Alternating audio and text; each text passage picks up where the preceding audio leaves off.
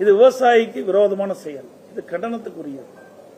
இன்றைக்கு இரவென்றும் பகலென்றும் பாராம சுமார் 100 நாட்கள் விவசாயிகள் போராடி அந்த நெற்பயிரை விளைவித்து அறுவடை செய்து அவர்கள் கொண்டு வந்த மூட்டையை கூட இந்த அரசாங்கம் கொள்முதல் செய்யவில்லை என்றால் எதற்கு இந்த அரசாங்கம் இருக்கின்றது? இவருடைய வாழ்வாதாரமே இந்த நெல்லை நம்பித்தான் இருக்கின்றது.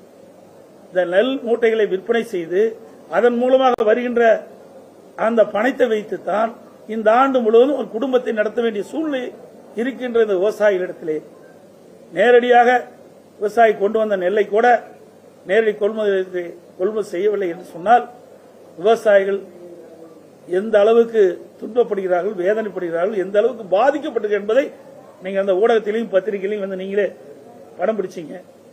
சில பெண்மணி அழுகிறார், நான் நகையெல்லாம் போட்டிருந்தேன், இந்த நகையெல்லாம் அடமானம் வச்சு தான், அதில் இருக்கிற பணத்தை வச்சு தான் நான் வந்து இந்த நெற்பயிரை நடவு செய்து அறுவடை செய்து அந்த நெல்மணி கொண்டாந்து குவிச்சு வச்சிருக்கிறேன்.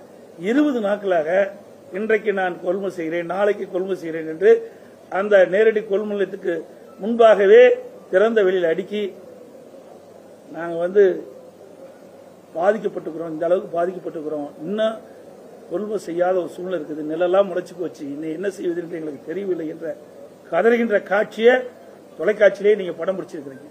கண்ணீர் விட்டு அழுகிறார்கள். இது மிக கொடுமையான செயல். எனக்கு உணவு உற்பத்தியை பெருக்குன்னு சொல்றோம், ஆனா உணவு உற்பத்தியை பெருக்குனா கூட அதை இந்த அரசு முறையாக இந்த விவசாயியிடமிருந்து நெல்லை கொள்முதல் செய்யாதது ஒரு கையிலாகாத தனமாகத்தான் நான் பார்க்கிறேன். எவ்வளவு சிரமப்பட்டு விவசாயிகள் உற்பத்தி செய்கிறாங்க. ஒரு குழந்தையை எப்படி தாய் பாதுகாக்கிறாங்களோ அது மேல நெற்பயிரை குழந்தை போல் வளர்த்து அதை அறுவடை செய்து அந்த நெல்மணிகள்லாம் மூட்டை பிடித்து விற்பனை செய்ய முடியாத ஒரு சூழ்நிலையை இன்றைக்கு பார்க்க